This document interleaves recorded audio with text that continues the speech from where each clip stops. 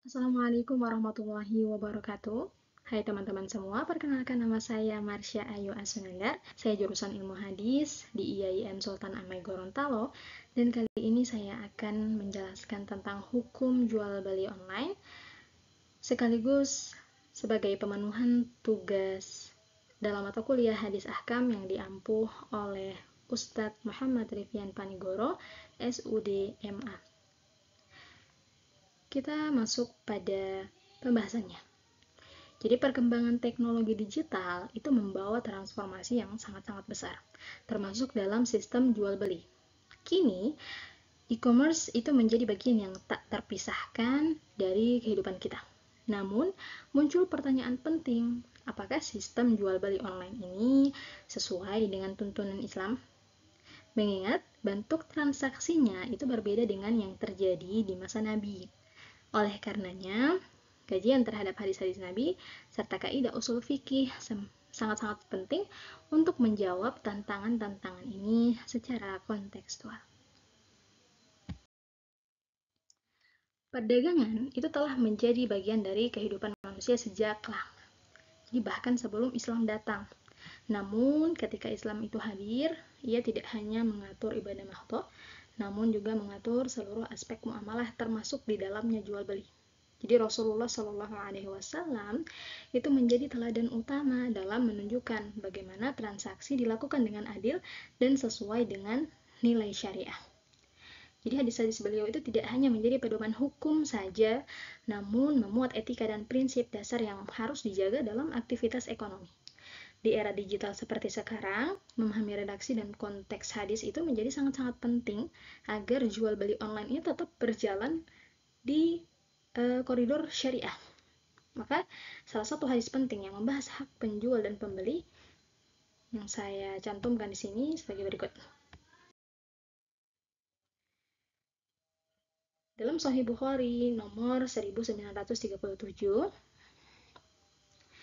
Rasulullah Shallallahu Alaihi Wasallam itu bersabda, dua orang yang melakukan jual beli boleh melakukan khiyar atau pilihan untuk melangsungkan atau membatalkan jual beli selama keduanya belum berpisah, atau sabda beliau hingga keduanya berpisah. Jika keduanya jujur dan menampakkan dagangannya, maka keduanya diberkahi dalam jual belinya, dan bila menyembunyikan dan berdusta, maka akan dimusnahkan keberkahan jual belinya. Hadis ini menjelaskan konsep khiyar, yaitu hak bagi penjual dan pembeli untuk memilih melanjutkan atau membatalkan akad selama mereka masih dalam satu tempat. Namun setelah berpisah, hak ini gugur dan akad menjadi sah secara hukum. Nah, ini adalah bentuk perlindungan agar kedua pihak benar-benar yakin sebelum bertransaksi. Selain itu, ada juga khiyar syarat, yaitu hak untuk membatalkan jual beli dalam waktu tertentu yang disepakati. Di sini, para ulama itu berbeda pendapat soal durasinya. Sebagaimana mazhab Hanafi dan Syafi'i itu membatasi maksimal 3 hari. Namun mazhab Hanbali dan Maliki itu lebih fleksibel, termasuk tergantung jenis barang dan kesepakatannya. Jadi pendekatan yang paling bijak dan paling fleksibel adalah dimana yang melihat kebutuhan dan kesepakatan bersama. Jadi dalam jual beli, termasuk jual beli online ini, selama ada kejelasan durasi dan kesepakatan, hak khiyar ini tetap sah dan penting untuk perlindungan konsumen.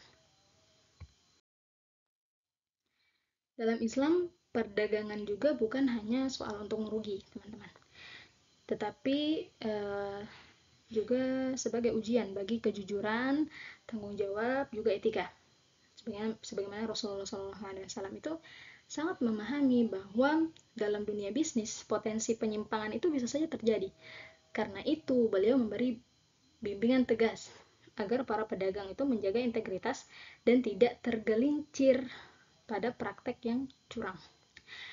Salah satu hadis yang menunjukkan perhatian Nabi terhadap etika berdagang itu disampaikan oleh Qais bin Abi Garazah, yang artinya seperti ini.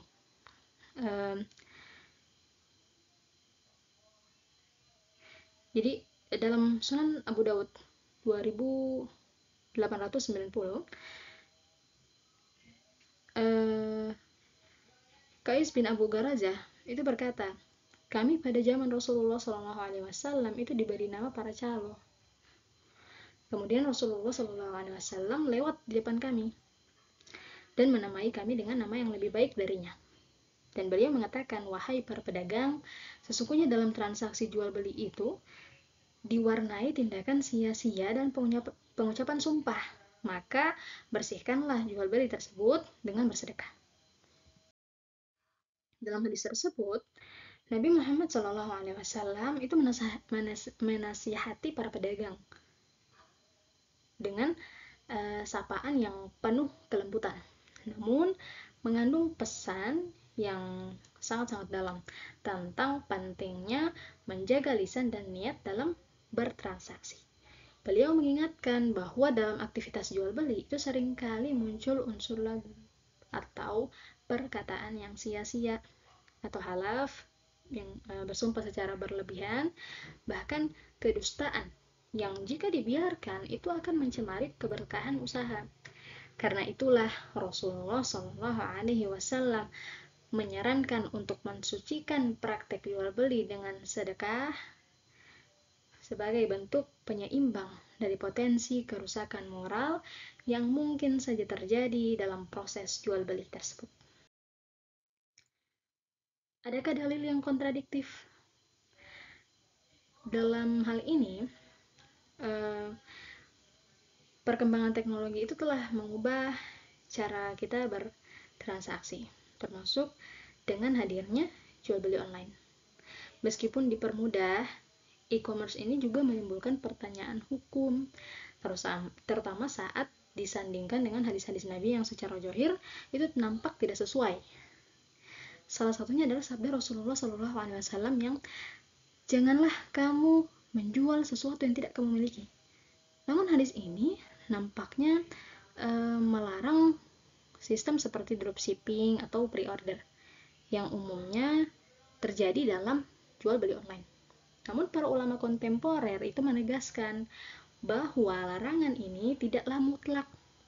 Intinya adalah mencegah ketidakjelasan dan penipuan.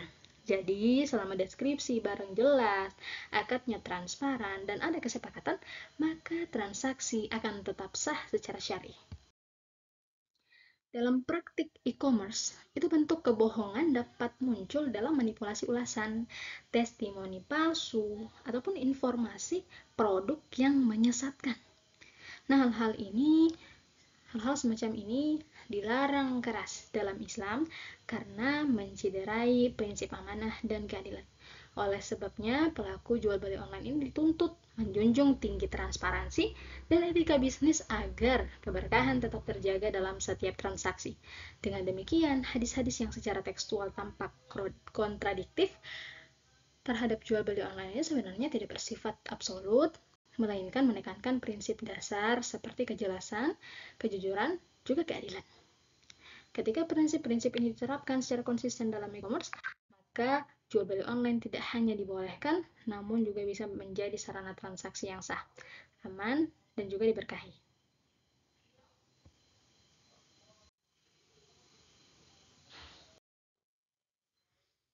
Dalam fatwa DSN MUI nomor 146, ini turut mempertegas kebolehan jual beli online selama memenuhi prinsip syariah. Kontradiksi lainnya itu muncul pada larangan goror atau ketidakjelasan dalam jual beli. Sebagaimana dalam hadis disebutkan, Rasulullah SAW itu melarang jual beli yang mengandung goror.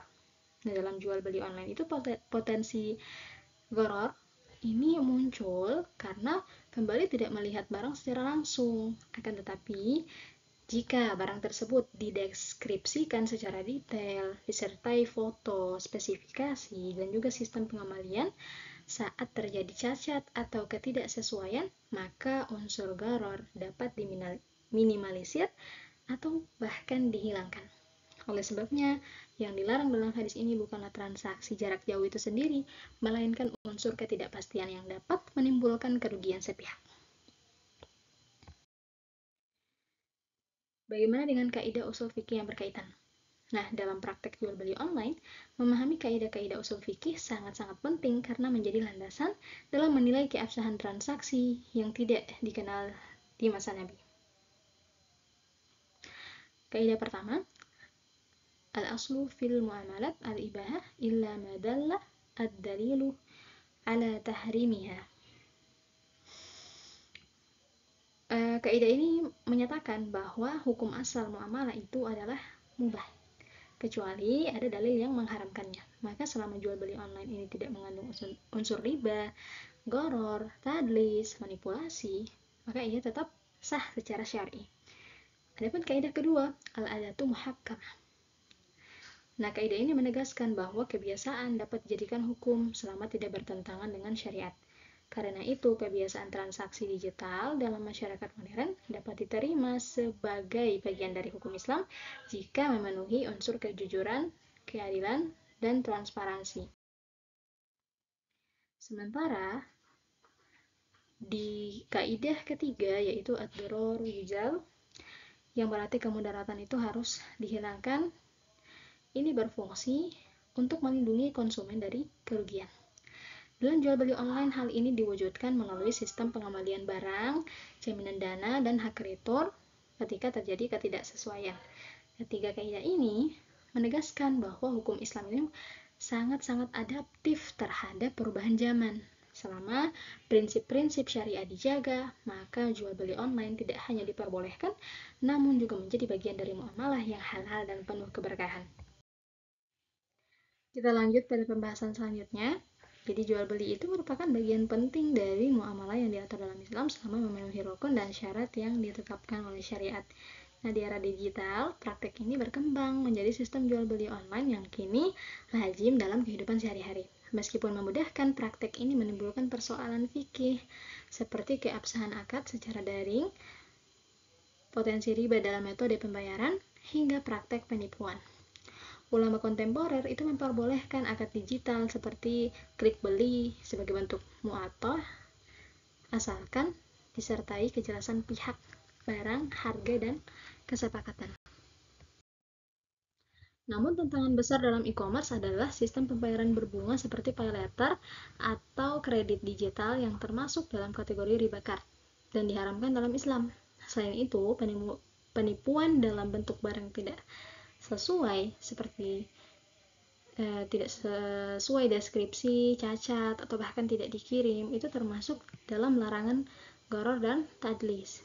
Dalam kasus seperti ini, pembeli memiliki hak khiar. Oleh karenanya, transparansi dan kejujuran itu sangat-sangat penting agar jual beli online ini tetap sah dan juga berkah. Secara umum, hukum jual beli online adalah mubah. Namun, bisa berubah menjadi haram jika mengandung riba atau penipuan, dan menjadi makruh jika terdapat unsur syubhat. Nah, solusi syar'i dalam hal ini adalah menggunakan platform yang sesuai dengan prinsip syariah, seperti pembayaran tunai atau cicilan tanpa bunga, serta sistem retur dan deskripsi produk yang jelas. Dan pengedukasian kepada masyarakat juga dukungan pemerintah dalam menyediakan layanan transaksi syariah juga menjadi kunci agar e-commerce ini menjadi sarana ibadah yang halal dan diberkahi. Kita masuk pada kesimpulan. Jadi, jual beli online ini merupakan bentuk muamalah modern yang secara prinsip dibolehkan dalam Islam selama memenuhi rukun dan syarat syar'i. Jadi hadis-hadis Nabi yang secara yang disampaikan itu tidak secara mutlak bertentangan dengan praktek digital ini. Sebab nilai inti seperti kejujuran, keadilan, dan transparansi itu tetap menjadi landasan utama. Bahkan hadis yang nampaknya kontradiktif seperti larangan menjual barang yang belum dimiliki atau gharar itu sebenarnya bertujuan untuk mencegah penipuan dan ketidakjelasan, bukan menolak metode transaksi itu sendiri. Kaidah-kaidah usul fikih seperti al-asl fil muamalat al-ibahah, al-adatu muhakkamah, dan ad-darar yuzal ini menjadi pijakan penting dalam memberikan legitimasi terhadap praktek e-commerce. Namun demikian, transaksi tetap harus dijalankan secara syar'i, tanpa riba, penipuan, ataupun manipulasi. Mahasiswa dan generasi digital ini diharapkan mampu menjadi pelaku ekonomi syariah yang jujur, cerdas, dan bertanggung jawab, serta memanfaatkan teknologi bukan hanya sebagai alat jual beli, namun sebagai jalan menuju keberkahan dan keadilan dalam bermuamalah. Mungkin hanya itu yang dapat saya sampaikan, teman-teman. Namun sebelum ditutup, kita akan menjawab beberapa pertanyaan yang telah saya survei sebelumnya. Jadi pertanyaannya itu yang pertama, jika kita membeli barang secara online, namun setelah barang tersebut sampai, ternyata tidak sesuai dengan gambar atau deskripsi yang ditampilkan oleh penjual. Terus bagaimana hukumnya dalam pandangan Islam? Apakah transaksi tersebut dianggap sah atau justru mengandung unsur gharar? Dan bagaimana seharusnya penyelesaiannya menurut prinsip keadilan dan muamalah? Jadi, jika barang yang dibeli secara online ini ternyata tidak sesuai dengan gambar atau deskripsi, maka dalam pandangan Islam, jelas hal ini masuk dalam bentuk penipuan dan mengandung unsur gharar. Meskipun akad awalnya itu sah, tapi jika terdapat unsur menipu, maka pembeli berhak melakukan hak khiyar untuk membatalkan transaksi. Karena penyelesaiannya ini harus berdasarkan prinsip keadilan dan saling ridho, yaitu dengan mengembalikan barang dan mendapatkan pengembalian dana atau menukar dengan barang yang sesuai.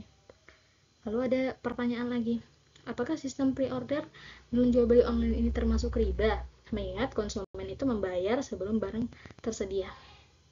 Jadi sistem pre-order ini dalam jual beli online tidak termasuk riba selama tidak melibatkan tambahan pembayaran karena waktu ataupun bunga.